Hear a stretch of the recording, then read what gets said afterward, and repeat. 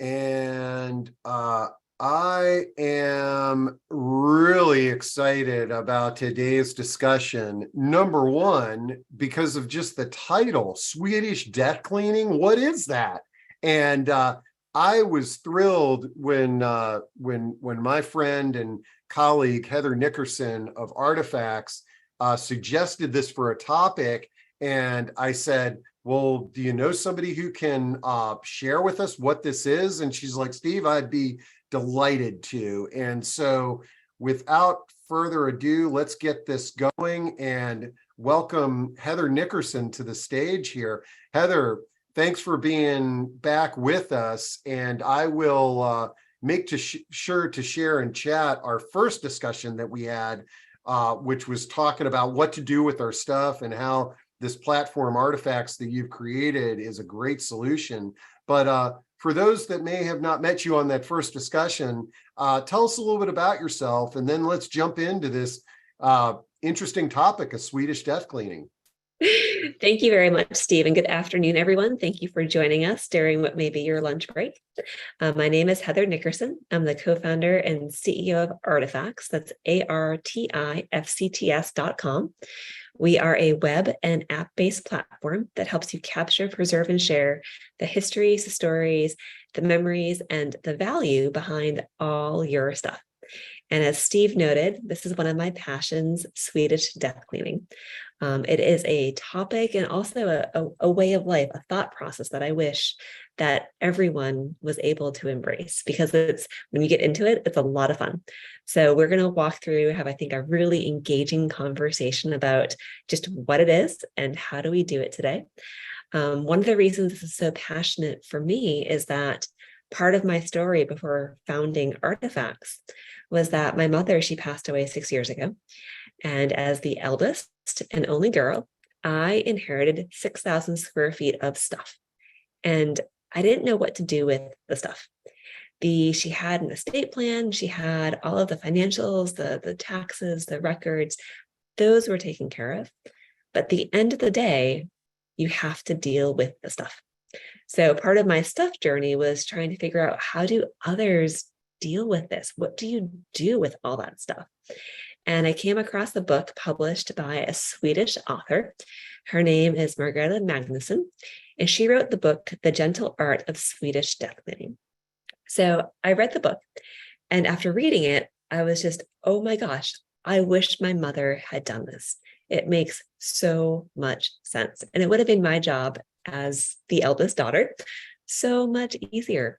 So you're probably asking right now, just what in the world is Swedish death cleaning? So the name may sound intimidating, but I want to assure all of you, you don't have to be on death's doorstep to do it. It's something that I actively do. I'm in my 40s, and I do it. I think about it all the time when I'm looking at my stuff or going through stuff. So Swedish death cleaning is essentially, it's the practice by which folks, either elderly or just wherever you happen to be in life, but you work with your families and you start to set your affairs in order. It involves organizing and decluttering your home to reduce the burden on a loved one of having to sift through dozens, if not hundreds, or in my case, thousands of objects, trying to figure out what they are and what you're supposed to do with them. It's really meant to reduce, I think, that like the guilt and the stress that often comes at the end of life. However, again, you don't have to be at end of life to do this. One of the things that really struck me in reading Magnusson's book is she has this quote I want to share with you before we start jumping into the conversations.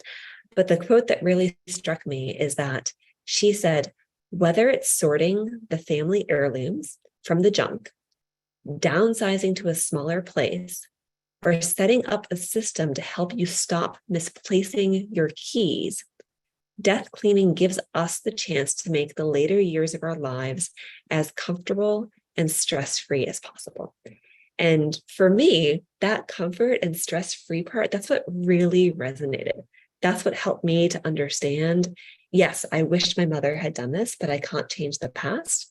But I can certainly ensure that as I live my life and I accumulate stuff from travel or just, life in general, birthdays, anniversaries, holidays, that I have a plan for my stuff.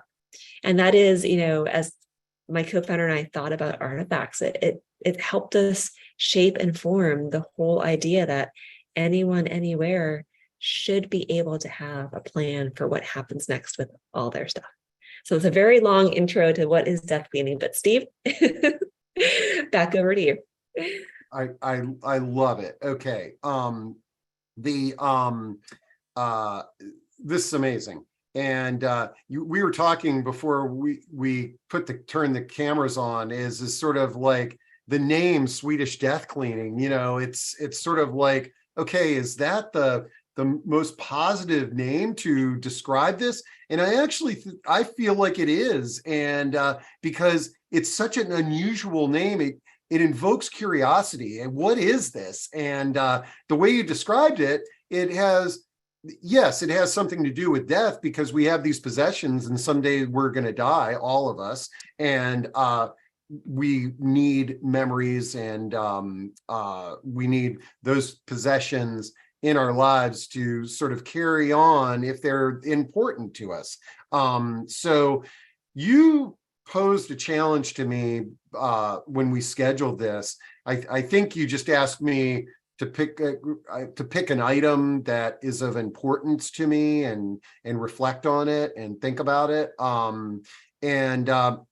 So I thought about this, and the first thing that came to mind when you challenged me to that was my bicycles, because I'm a cyclist, and if there's any possession that has great meaning in my life, or has had great meaning in my life, it's been the bicycles that I've owned, because I use them almost daily, and they keep me healthy. They create a community for me. They're wonderful. But as far as stuff that I care about passing on and telling the stories of my bikes, I could care less about them, and so I actually used your platform on our first discussion, and I intentionally used your platform to get rid of some of my stuff.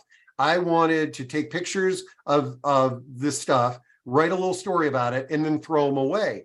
Well, the interesting thing is I threw away everything except for one item that I can't give up, and that is my grandparents' rotary dial phone. And you all can see on Artifacts here, the platform where, whoops, am I sharing? Can you see that, Heather? I can see that, Steve. Yep, you're sharing. Okay. Yeah, so you can see the rotary dial phone. I wrote a little story about it. I took some pictures on the underneath. I fully expected to get rid of this darn thing, but it's right here, and I love looking at it. It reminds me of my grandparents. It also reminds me of how far we've come technology wise. That phone was purchased in 1983, and now look at what we're using for a phone. And so that was sort of my attempt at kind of living up to your challenge and getting a taste of how a Swedish death cleaning might go about. What I think is really interesting, Steve, is I think you kind of hit the nail on the head, right? Stuff is really sneaky. You may have the best intention of going through it, and either you're downsizing for a move, or you're decluttering, or you're just looking around your house saying, I've got a lot of stuff and I don't know what to do with it.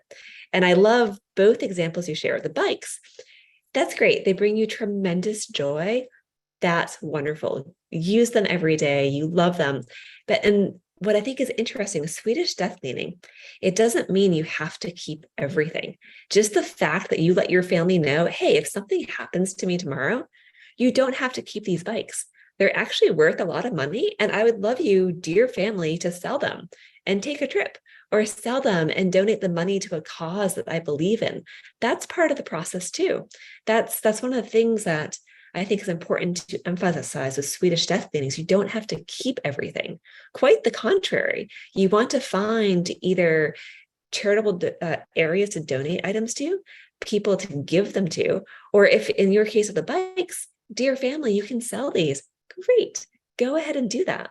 And what I love about your example with the phone is that as you went through the process and started thinking like what this is, what it means to me, what do I want to happen to it next? I think it's, when you shared that story with me, it was like, oh my gosh, you can see the wheels turning. Like, I'm not ready to part with this. I Yeah. thought I was, but it means something to me. And therefore, I'm going to keep it. And I'm going to pick some member of the family next to get this phone that now has the story and the history and the memories with it. So I want to just take a very quick moment. And there's probably some questions about how exactly do you start Swedish death cleaning? And I want to kind of lay out just essentially 4 really simple steps. The first is look around your house or your room or wherever you happen to be, attic, basement, does not matter. Grandma's house, for that instance. Pick an object. Pick something, ideally start with something that has meaning to you. So Steve, you started with your bikes. And as you thought through that process, you thought what they meant to you, how much joy they give you, how much you love them. But when you pick the object, think about it, what it means. Think about then what you want to happen next. In the case of your bikes, it was, if I'm not here to ride them, no one else in my family is going to ride them.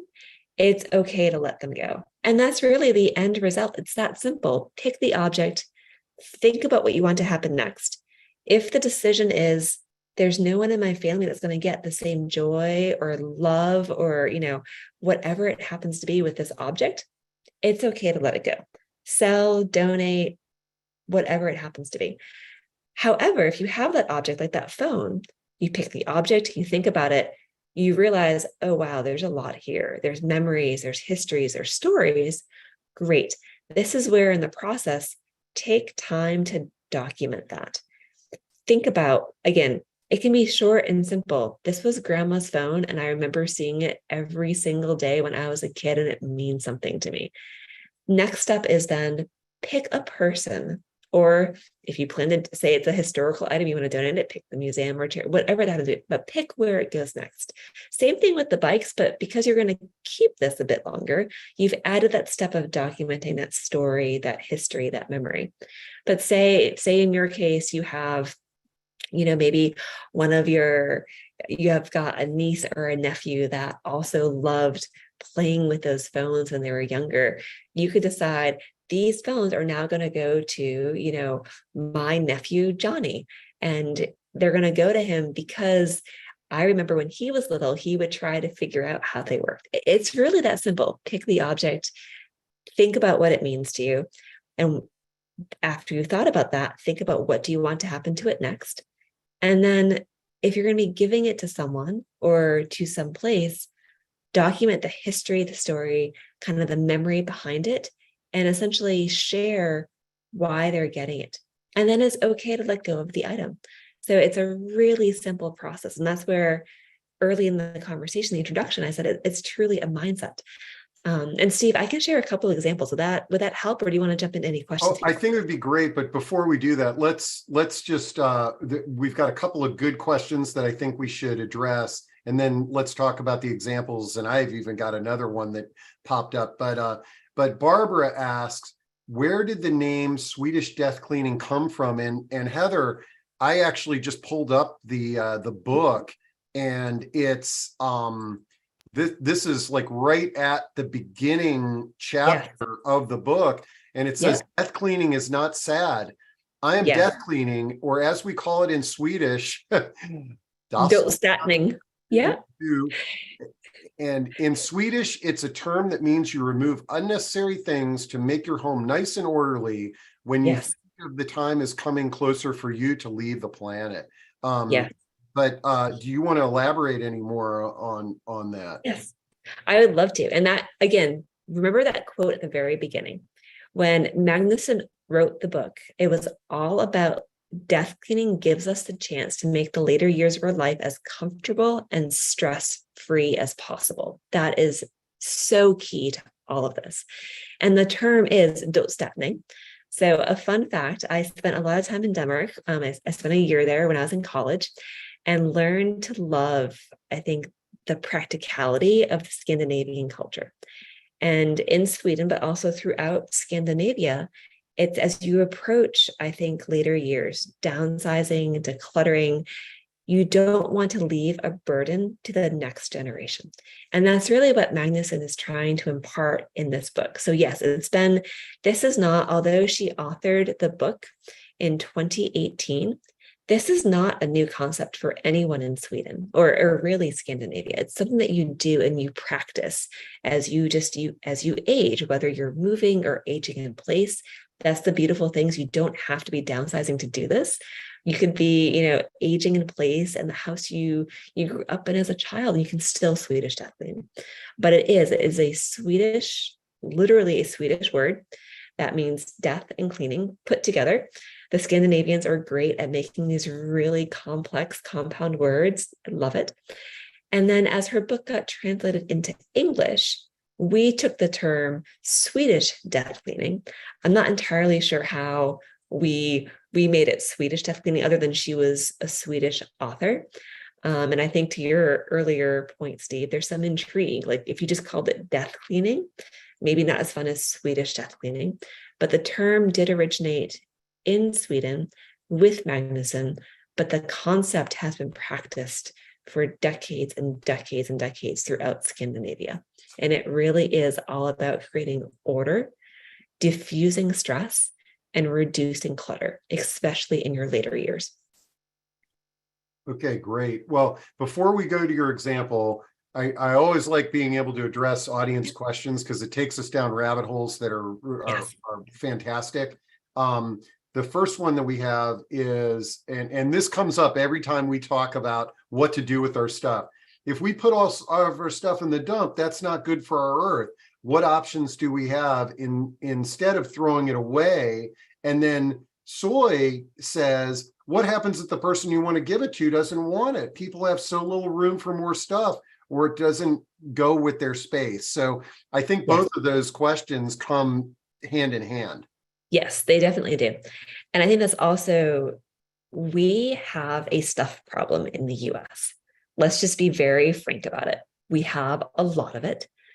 A lot of times we purchase it without necessarily thinking like what's going to happen next to it. So we accumulate a lot of stuff. And sadly, in the US, especially when we're moving or downsizing, the easy button is the dump. We have various junk haulers. We all know the big names. We see them advertising. They make a lot of money by taking stuff to the dump. Thankfully, some of the bigger ones also recycle and they'll do donations as well. But at the end of the day, our stuff, sadly, a lot of it ends up in the landfill. And that is where I think this is so important. It's not just about aging, but it's really about us as a planet and being greener. But if we start talking about the stuff and thinking about what happens next. So to the question about what do we do aside from the landfill? There are, depending on where you live, there are tremendous resources. You could donate to Goodwill. I know that our good friend Matt Paxton is on our advisory board. He is a Goodwill ambassador for a reason. The donations help create jobs and they help ensure things stay out of landfills. You can also donate to different charities. Maybe there's a specific charity looking for kids' toys. Or maybe there's, where I live in Washington, D.C., we have a nonprofit on Capitol Hill, and they gladly accept art supplies. So all of those things that my daughter had to have when she was 5 and 6 and 7 and 8, and I've got bins of those art supplies, I can donate them there. So it does take a little bit of research to figure out what is the best home when you want to donate something. It is all very easy and very doable. I'll also pop into chat here a link later on in the conversation when I get a chance to stop talking. We at Artifacts, we have an entire resource guide for how do you keep things out of landfills. And we've found partners and organizations that will, for clothing, for books, for even Legos, there's a way to upcycle your Legos. The other thing I would encourage folks to do is, depending on what the item is, there may be a really healthy resale market. And this goes into the next question. A lot of people think no one wants my stuff. You will be surprised what millennials and Gen Z think of vintage items. So my daughter is a tween, and vintage is one of the coolest things in the world to her. She is actively searching thrift stores for vintage concert t-shirts. And I'm sitting here being like, I had a collection of 20 plus concert t-shirts and I donated them to, I think it was Goodwill back in my 20s when I was, moving from one phase of my life to the next. And part of me is like, I really wish I kept them for her. So it's that whole adage, like what is old is new again. You see that from generation to generation. And I will admit, not everyone wants everything you have. And that is where doing the research to find where is the right place to donate this is so critical.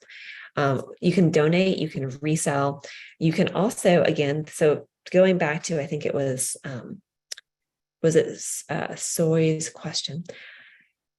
Yeah. You have options. You have What? donation, resale, selling, and then passing on, like keeping in the family. What we have found the past several years working with artifacts, people think no one wants my stuff, right? When you start attaching the story and the history to that item, it's amazing what happens. When people realize, in your case, Steve, that phone, it could very easily have been just a random rotary dial phone in your basement, and it gets tossed into the landfill pile. Now that you've added that story, you've shared your memory and what it means to you, the next generation now knows, wait a sec, that's grandma's phone or that's great grandma's phone. And it takes on a whole new level, I think, of importance and in connection. And it sounds really silly, but we have those bits and pieces that kind of tell our story or tell our family, or again, it's what makes you you.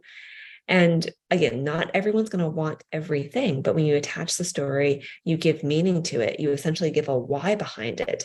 It is really amazing to see how much more of that stuff ends up in a good home where someone's going to use it and love it as much as you do versus in a landfill. And at the end of the day, you can't force anyone to keep something they don't want. But at least you can do is give them the why, give them the reason behind it. And hopefully, even if they decide they don't want to keep it, knowing it has a special meaning to you, they will find another good home to pass it on to. And again, that could be reselling, donating, or someone else in the family who may want it. Yeah. And I think it's important for all of us when you have the conversations about who you might feel is appropriate to take your stuff, don't put too much pressure on them. I mean, it's very, you need to keep my Hummel collection because this is my most treasured item. Yes. Matt Paxton talks about those all the time. And it's sort of like, instead of taking the whole Hummel collection, hey, Mom, what if we each pick out one piece to remember you by and then see if there's a resale market for that. Yeah, and every family and every communication dynamic is different. Okay. We're going to get to, we got a pile of questions coming up, but I think actually if you share your example, that might sort of stimulate some more questions. Of course, happy to. I was quickly looking for the link to pop in there about where to donate. I will get that into chat in a moment. So let me quickly share my screen and share. I want to share two examples about the Swedish death cleaning process.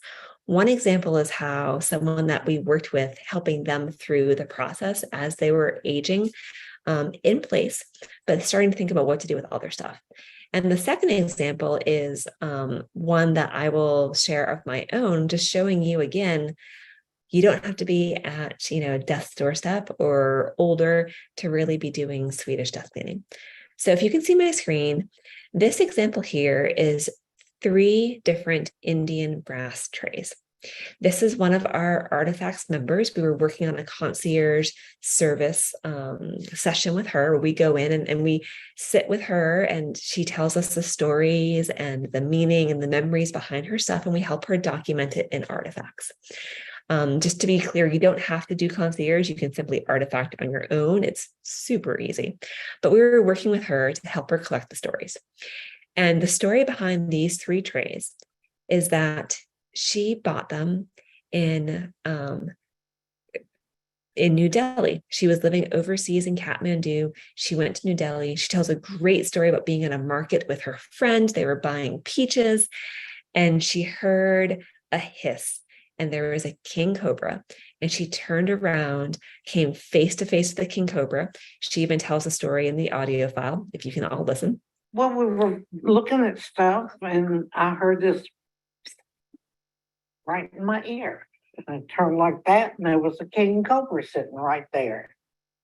So long story short, she throws everything in the air. She destroys the stall that was selling these trays because she was so scared. She runs like crazy. And then she gets out of the market, catches her breath, and then realizes, oh my gosh, I destroyed this poor man's stall. I threw my peaches, I threw my baskets, I threw everything because of this cobra. And she goes back and she, of course, apologizes. He's like, it's okay, it's okay. She picks up her stuff, and then she, in talking with him, sees these trays, and she buys these 3 brass trays. This is 60 plus years ago. She then comes home. She's had them in her house for decades and decades. She has 3 grown sons. We artifacted these trays together with her. She shared them with her sons. She then told us that within hours, each son was asking for one of the trays. They had no idea the story behind these trays. They thought she got them at Home Goods or Pier 1. They had no idea she bought them in New Delhi when they were stationed over in Kathmandu. And just like that, 3 brass trays that might have very easily been donated or recycled or sold are now staying in the family.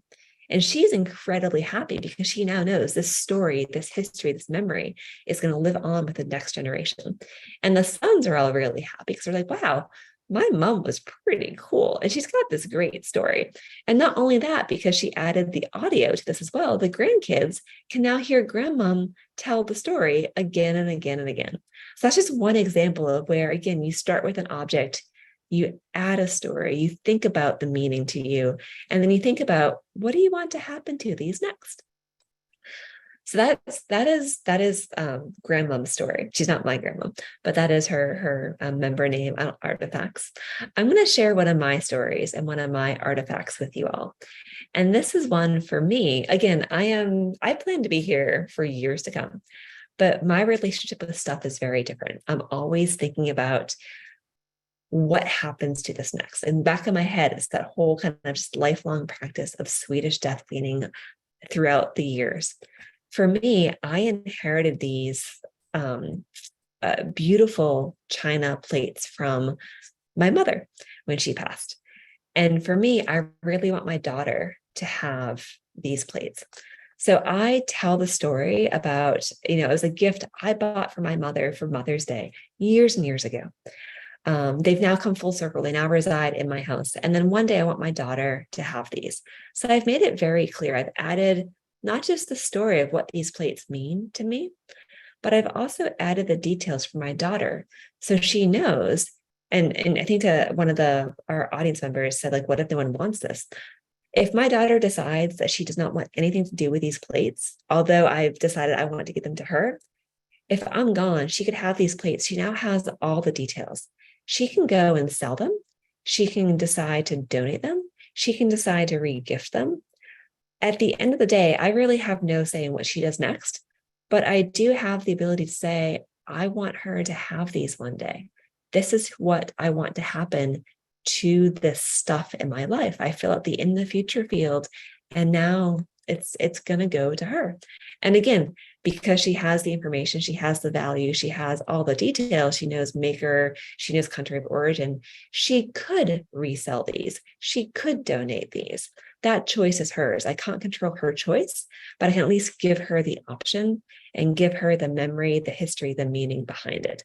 And for me, it's helping me know that, hopefully 1 year, many decades from now, when I'm no longer here, my stuff is in order, my physical stuff. I have a plan for what happens next, so that my daughter doesn't have to go through my stuff wondering, what on earth did mom want me to do with this?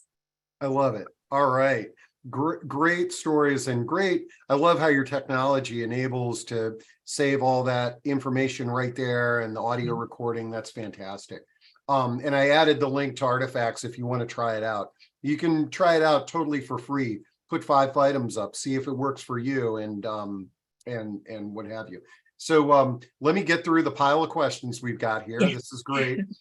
Dixie says, seems like pathology here. The elephant in the room is we need to stop consuming. It doesn't make us happy. I agree, Dixie. I think in fact, if another indicator, and this came up on our last discussion, I can't drive anywhere without a new public storage thing going up down the street. And a lot of times what we're doing is just taking our stuff and saying, I can't get rid of it, so let me move it to a storage unit where it's going to cost me $1,000 a month.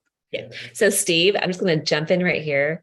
Yes. Stuff is the elephant in the room. We have an epidemic of stuff. Self-storage is a $29 billion industry a year in the US alone. And that's what, when you think about it, it's not just costing us the emotional burden of, I have this item, I have to do something with it. It's also actually costing us a lot of money. And that is where, again, if you use Magnuson's process and you think about, what is this object? What does it mean to me? What does it happen next? Hopefully your heirs one day will not be buying or renting a storage unit to house all that stuff because they don't know what to do with this. That's, Steve and I were talking before we got on today, and it's one of I think my goals in talking about stuff and in building artifacts is to get people thinking, what happens next? The end of the day, as Steve noted, our stuff is still going to be here. So it's making that plan, it's sharing those stories, it's thinking about it. And I think and it may just be me, but as I've gone into this mindset of again, thinking about stuff, I've consumed less. I'm not a minimalist by any stretch of the imagination. We have a house full of kids, we have a dog, we have, my spouse he's got a lot of stuff. But for us, stuff is intentional. We incorporate it into our lives. If we have something, we don't just keep it on a shelf or keep it in a box, but we use it. Like a great example is my mother. One of my most prized possessions are her cookbooks. I still use them every day. They're not sitting in a box in the attic. They're out on our bookshelf. Same thing with her cookie cutters or her serving ware. We try really hard to think about, how do we use the stuff? How do we enjoy it? How do we ensure it's not just sitting there? Because when it sits there, that's when we forget about it, and then it becomes someone else's problem. So I would encourage everyone to take 5 minutes, pick an item, think about it, what's going to happen to it. And, as Steve highlighted, maybe nothing's going to happen to it. Maybe it's okay if it gets recycled, or it's going to go sadly in the landfill. There's nothing else that can be done, but hopefully that's the last resort option. Sorry, Steve, I'll let you jump on with questions. Oh, no, I love it. Okay. A bunch of questions because we opened the door about where to donate. And Arlene says, what places will recycle? Joy says, Goodwill is extremely picky these days. Arlene asks, where do we research these places? Dixie says, an approach I practice and recommend to everyone is contact organizations like Vietnam Vets, American Veterans, Boys and Girls Clubs. Most will do curbside pickup, easy to give 3 to 5 bags a month, so that this doesn't need to be okay, this weekend I'm going to do this. This can be kind of a lifelong project. I will tell you something, our family donates to now is we are fortunate enough, and it's by necessity, we have a house cleaner, and she loves taking all of our stuff. And so we always offer it to her. And I feel like whether she's selling it and making money to earn more income, or she's giving it to her family, it's somebody that I know. And that to me has good meaning, because when I drop things at Goodwill, it's going to somebody who I don't know. Arlene asked, can you share those partners to recycle of clothes, vintage clothes, etc.? I know I did a pile of questions there, but they're all kind of lumped into when we decide we want to donate. Okay, what are some good suggestions on finding those donation sites? Yes. So when you decide you want to donate, again, I think it's going to depend what is in your community. There are, for example, Dress for Success is a great organization if you have old business clothing. Like if you've now retired and you still have a wardrobe of suits and ties and other like handbags for women, there's a lot of communities have a Dress for Success, and you can donate your professional work clothing and have it be given to an individual who's just starting out and does not have the means to purchase professional attire. Same thing, there's, Goodwill is picky. However, they still take a lot of donations. There may be, depending on your community and what religious organizations are there, a lot of religious organizations may accept donations to either resell and raise money or to give to their folks or to their charitable causes that they need the items for. Habitat for Humanity is a great one. If you are working with remodeling and a home project, Habitat has the Restore project where your oven range may be perfectly good and usable, but you've decided you want to upgrade the look of your kitchen. You can donate those appliances that are still in great working order, unused, say, lumber or other building materials to Habitat, and they will gladly take those items. You can also Steve, I love what you're doing with your family is you're finding an individual that is eager to have the items, and it could be for any number of purposes as you detailed. But I think that's the whole piece is you never know. We personally, when my husband and I downsized after some of the kids went off to college, from a larger house to a condo in DC. And we used Facebook Marketplace, and we posted everything. A lot of larger pieces of furniture we no longer needed or had space for. We put it up for free on Facebook Marketplace. And it was great because we had families who were, just starting out, or they had just bought their first house. They're trying to furnish it. And rather than going to IKEA and buying a table for a couple $100s, they gladly took our dining room table. It might not have been, the in style, but it was a very functional table and it was solid wood, and we didn't have to go put that in the landfill.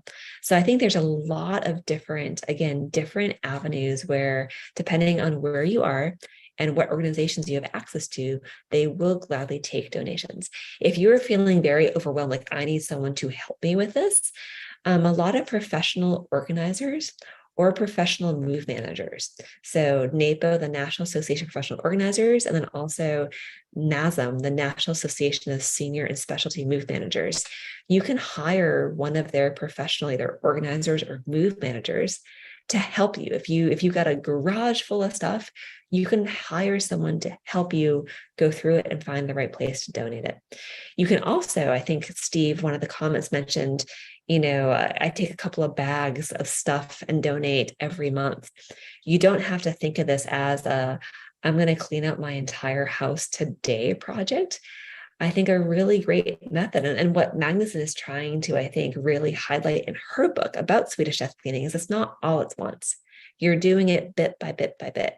And that's where I love that whole, and this is what I do, every quarter I go through the kids' closets. And if they haven't, worn something, or they've outgrown it, or they haven't used it, we find the right organization to donate it to. So it's bit by bit.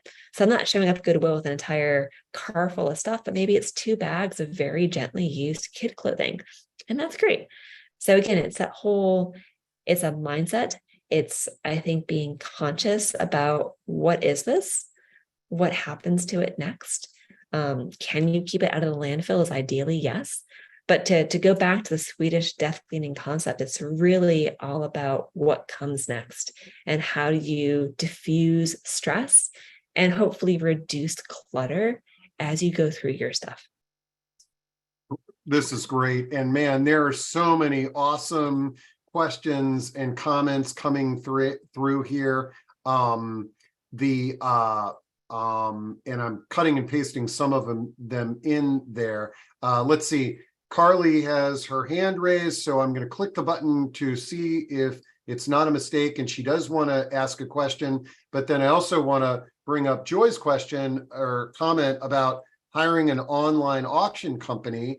They take photos, no bidders come to the house. They take the stuff to storage, and they handle that. Now, one thing that I heard years ago from my friend Daniel Sanders, who runs For Sales, which is an auction business, is a lot of times we think there's more value in our stuff, and it's that's another thing that we want to balance is that just because it had a value at one point, there might not necessarily be a value now. And so that's really important. Get with a trusted auction resource that's going to tell you, okay, these 5 things we can put on auction, but the rest, let's find good homes for them with some of the sources that we're talking about.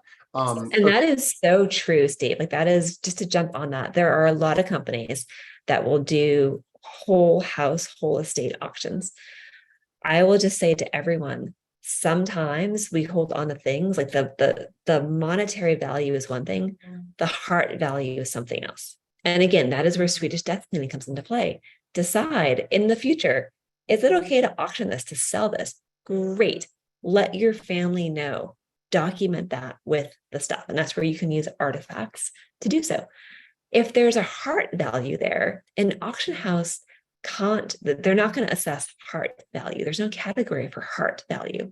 So you may hold something incredibly near and dear to you and it has a lot of heart value.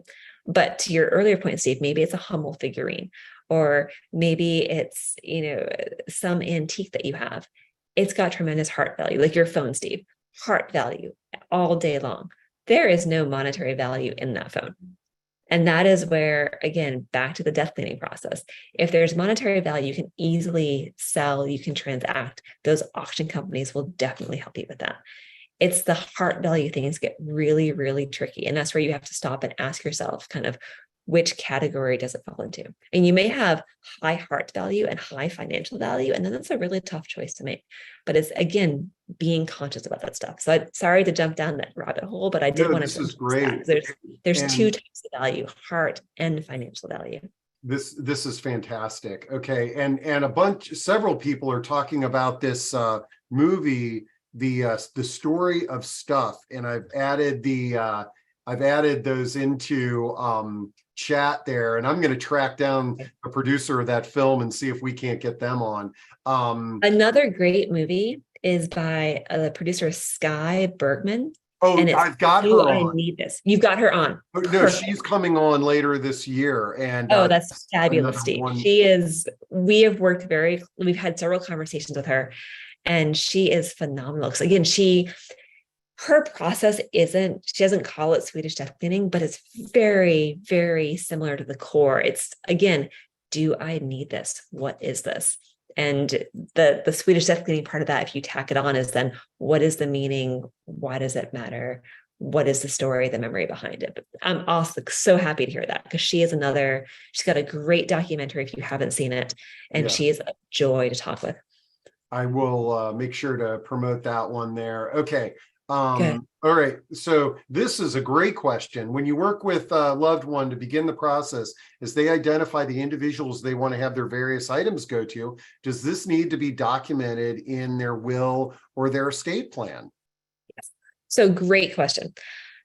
If you were to ask, Swedish Death Cleaning gurus, the answer is no. This is something you do kind of just going through your stuff, and you're giving it, you're donating it, you're making those decisions while you're alive. I think kind of in the US and our society, everything is legally based. And I will say, the more documentation you have, the better. And that is why at Artifacts, when I was sharing my artifacts, if you were able to see, we had the in the future field. If you fill that out, you know what happens: sell, donate, keep in the family, bequeath. With Artifacts, we made it really easy to click a button and export either all of your artifacts or a single artifact over to your estate plan or your will to ensure that it is documented.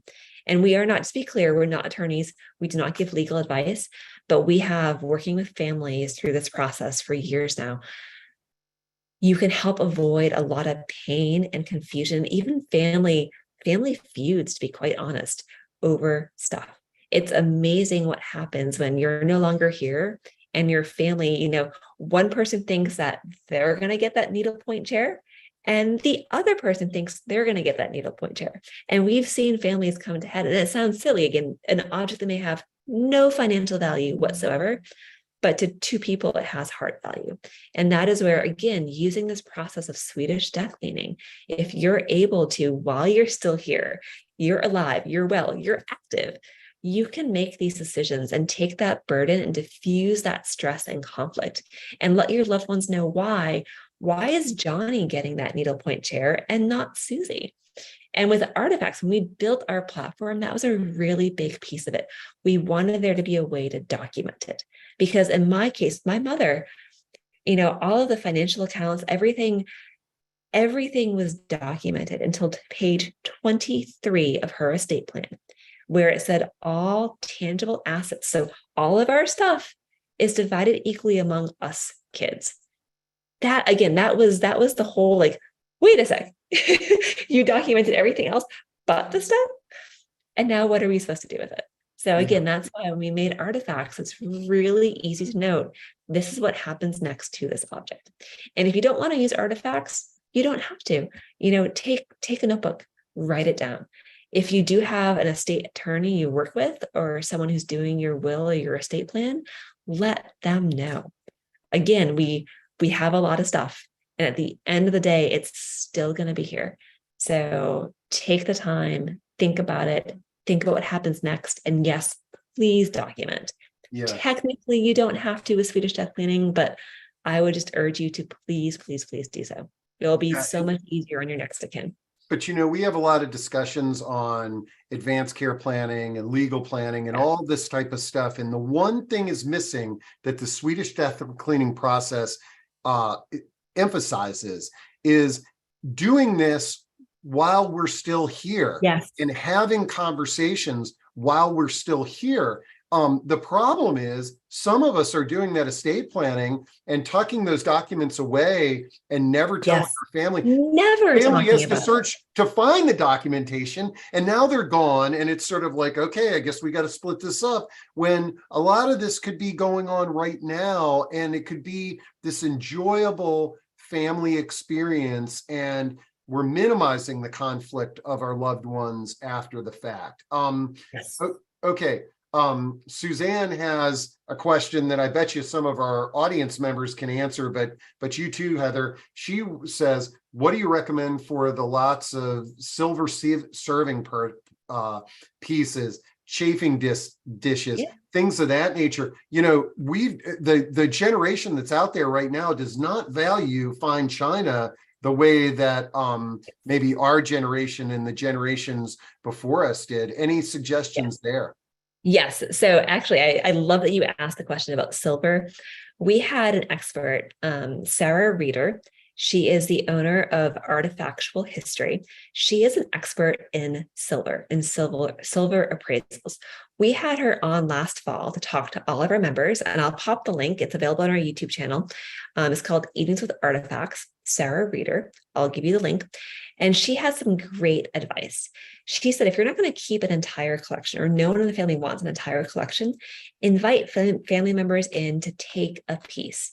And maybe you're going to repurpose a silver mug or a cup, like a baby mug, into a pencil holder for your child's desk.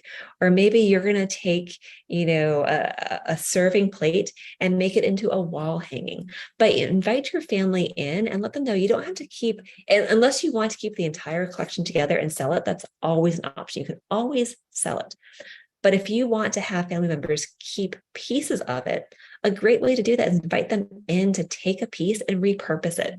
Let them know it's okay. You don't have to keep the entire collection together and use it as I used it or as grandma used it. Find a way to use it in your home, which I thought was a really just unique way of looking at it, because sometimes you're right.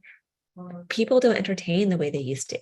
They may not have a need for a 12 or a 24 piece silver set, but maybe they want a couple of unique pieces.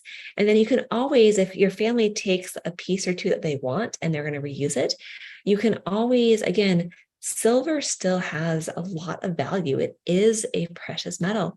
You can resell what is not going to be used or kept in the family.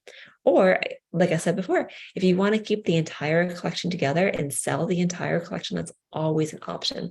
But I'd invite kind of everyone to rethink about, again, the stuff.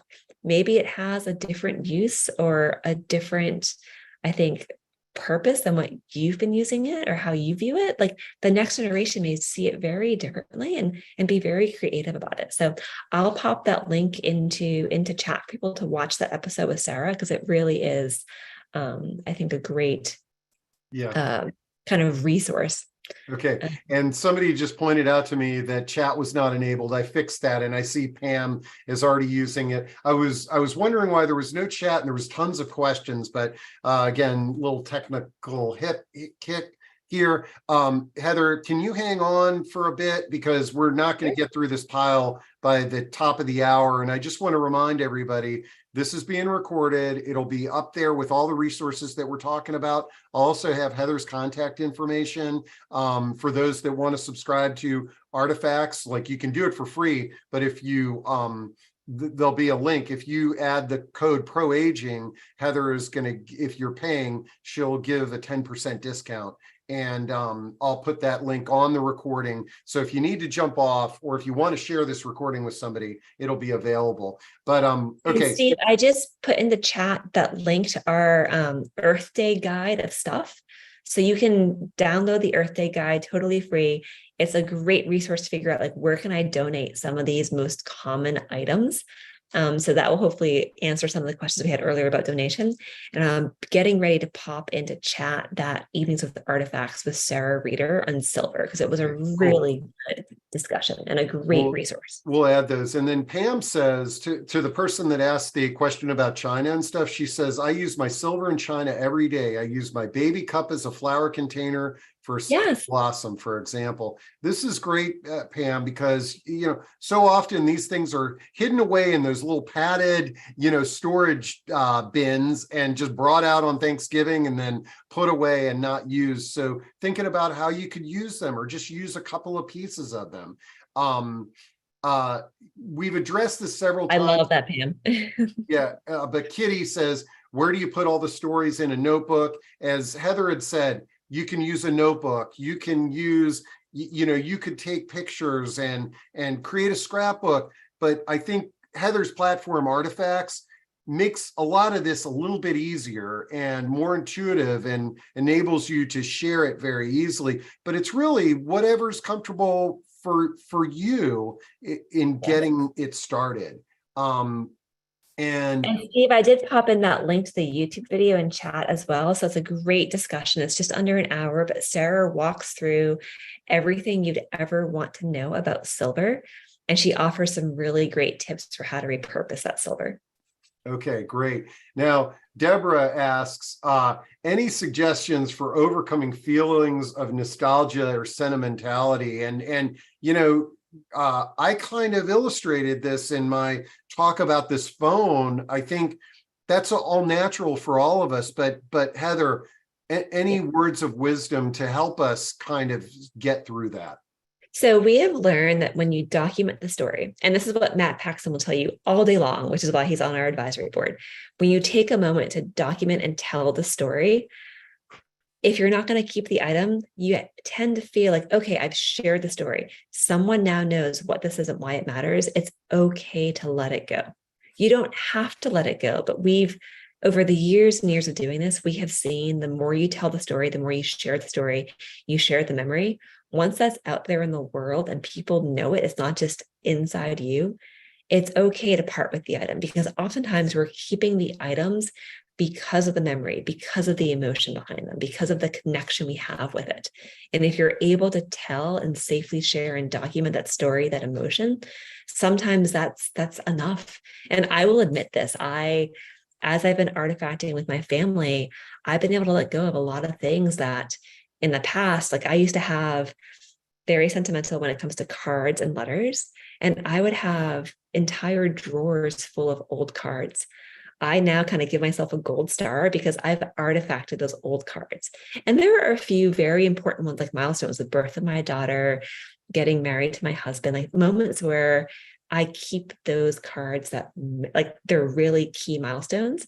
But like the holiday cards, the like, hey, great, they have postcards. I've artifacted them. I have saved the memory. I've saved the meaning. I no longer have drawers and drawers full of old cards and letters. I have one. And I limit myself to that one drawer of really, really important ones. So it does, again, telling the story, preserving the story, sharing the story does help overcome the sentimentality. Great. Now, Barbara says, how best to start? Go through one room at a time, or deal with it all at the same things at the same time, or start with something that you spot you don't need to keep anymore. Barbara, I'm going to drop into chat. We've done about a dozen discussions on what to do with your stuff that you might find to be helpful. But Heather, any thoughts on how one might approach this? Take it one object at a time, Barbara. That's the best advice. If you don't get overwhelmed by starting in a single room, you can pick a starting point, but don't think you have to go through it all at once. Take it object by object. And Magnuson would suggest pick an object, start with an object that means something to you, and think about what it means to you, and then what's going to happen to it next. Like, who's going to get it? Where is it going to be donated? But start with an object. It's really that simple. And you can give, what we found that works really well is if you're trying to go through a lot of stuff, give yourself a goal. If you do one object a week, and we tell people this and their eyes go wide open, one object a week. And if you're using Artifacts, if you do that one object, you add the story, the photos, the video, even audio, at the end of the year, you will have done 52 objects. That's 52 things that your family no longer has to wonder what happens to this next. And if you're using Artifacts, it's all online. You now have a collection of 52 things with stories and memories and histories and photos and video and audio and all of that. But you've gone through what could be for some people a bookcase worth of stuff. Mm-hmm. So I love that take idea. it simple, start small. Yeah. And Carol, I posted this in chat, had a suggestion for Barbara. Yes. I'm trying one drawer a day method. One small drawer, 15 minutes, a larger drawer, 30 minutes, disposition only, put it back in the drawer. What I'm going to use, the rest is either donated or thrown away. I love it that y'all are sharing these ideas with each other. Cedar talks about freecycle.org. That's a great resource that folks can use. Sonia, she says, for some reason, I can't cut and paste these links. Don't worry. All of these will literally be up within a half hour of this discussion on our website at proaging.com, so you can access those. Let's see.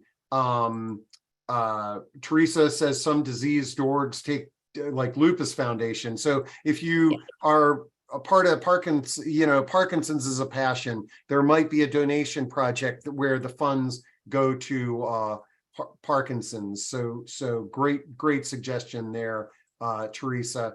Arlene says, as my kids were outgrowing their gently used clothes, I took them to consignment shops. Unfortunately, there's fewer consignment shops these days. But one interesting thing is a lot of charities are the operators of consignment shops now. They're fundraisers, but consignment shops can sometimes be discriminating too. Joanne says, I often donate to Green Drop, which has several locations in my area.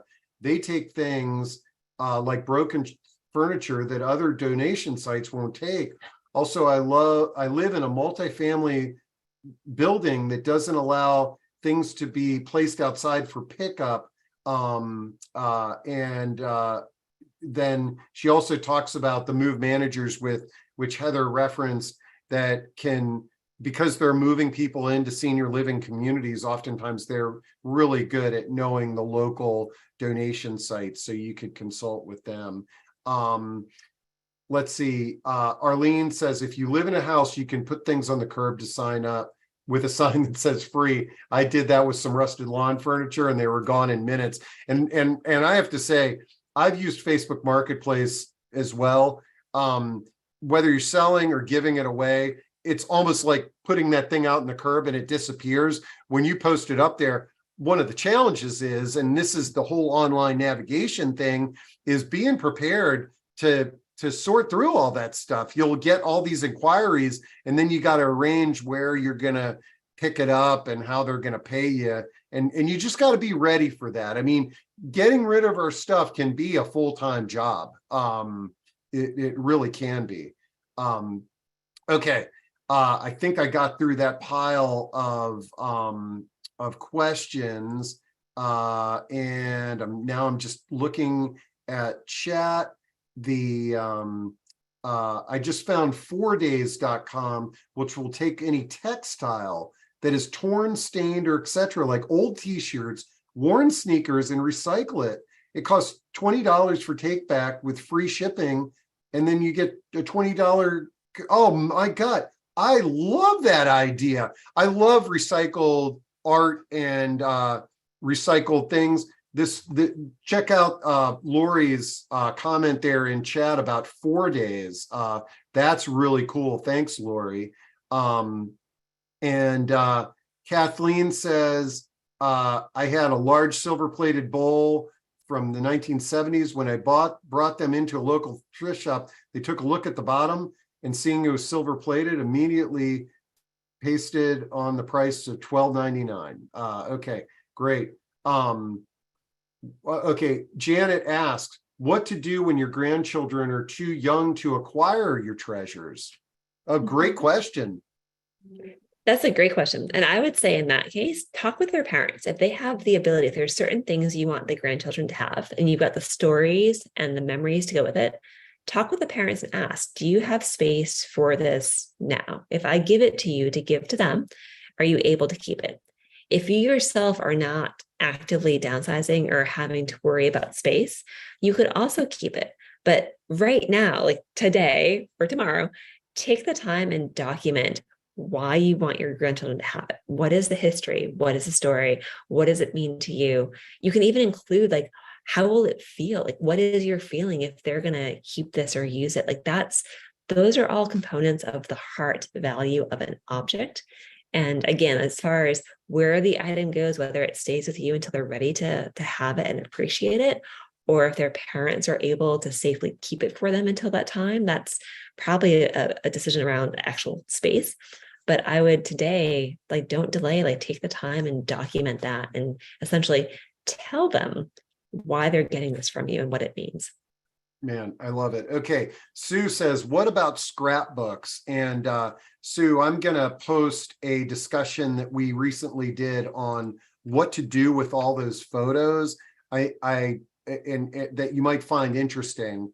We also, Steve, I've got an entire article. What should you do with old scrapbooks? And I love it. We set out and we talked with folks from National Archives, professional curators, preservationists.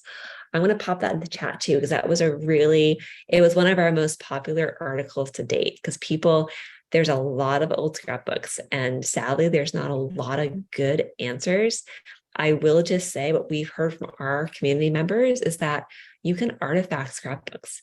You can take photos, you can take specific, this is the key moment, and tell the story. People even artifact a photo of the actual entire scrapbook. Yeah, that's what I was thinking.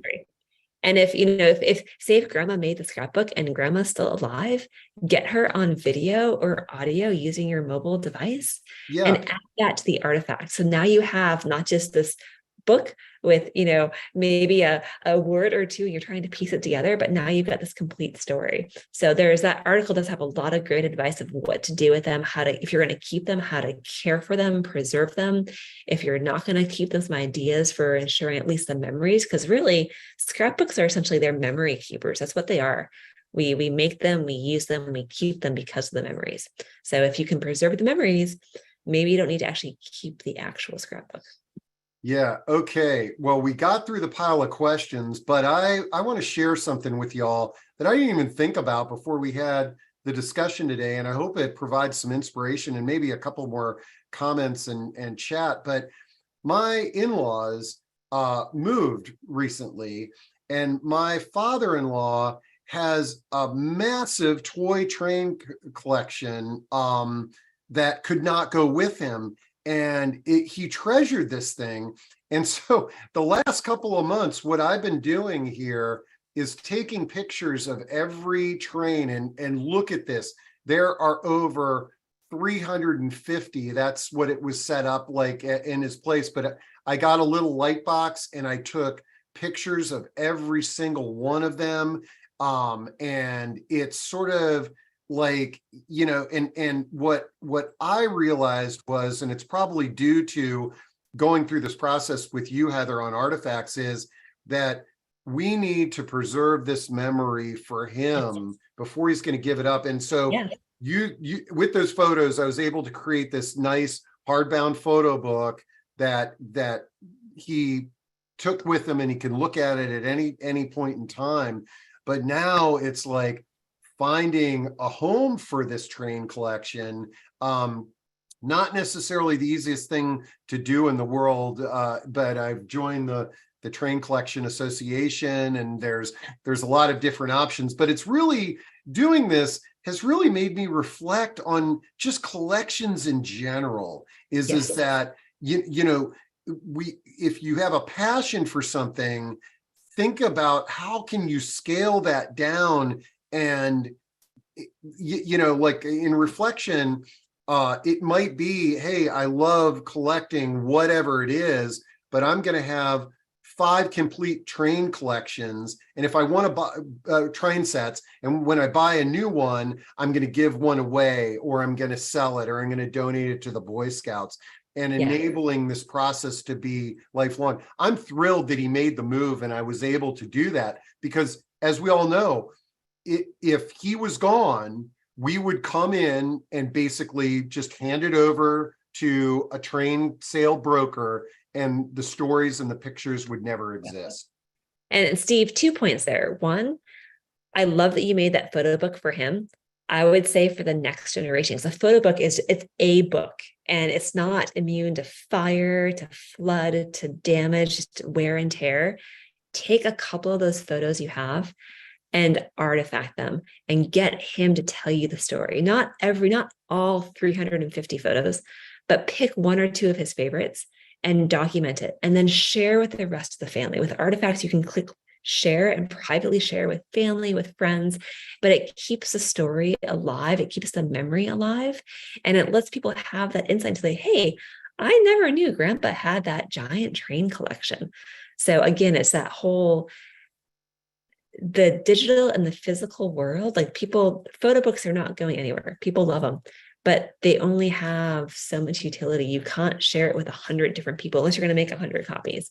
And, 100 years from now, that book may not be in the best condition. But I would just say, again, like take a couple, artifact them, share them with him, your family, let others know. And then on the collection point, I'm going to put into chat, we have an entire series, how to artifact collections. And it's a great resource, tips and tricks. How do you, when you have something like that train collection, where do you start? And that goes back to the earlier question. It can be very overwhelming to start with 350 like train cars. So take it bit by bit. But it's a great resource of how to artifact collections. I love it, man. This, no surprise, this has been another awesome discussion. Heather, thanks for introducing this concept to us.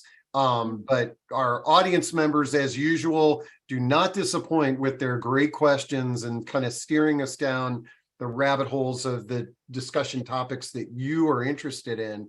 I appreciate everybody sharing these great things. And somebody just shared that I might look at the Brandywine River Museum that is in Chadds Ford, Pennsylvania. I've been looking into that. Is that what is because there's the value, you go on eBay and you sell something, but then, just like we can donate our cars and get a tax write-off, there are some possessions that it might be more economical with our time to just sort of take the tax write-off if we can find a charity that will accept that and it will work with the IRS and all that type of stuff. Yes.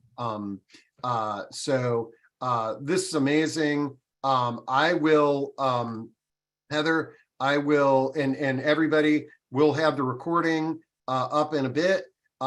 If you've got any questions, I'll make sure to have Heather's email and contact on that recording link. And as always, you can throw me an email and suggest, but thanks again, Heather. And we look forward to the next time that we have you on for one of these great discussions.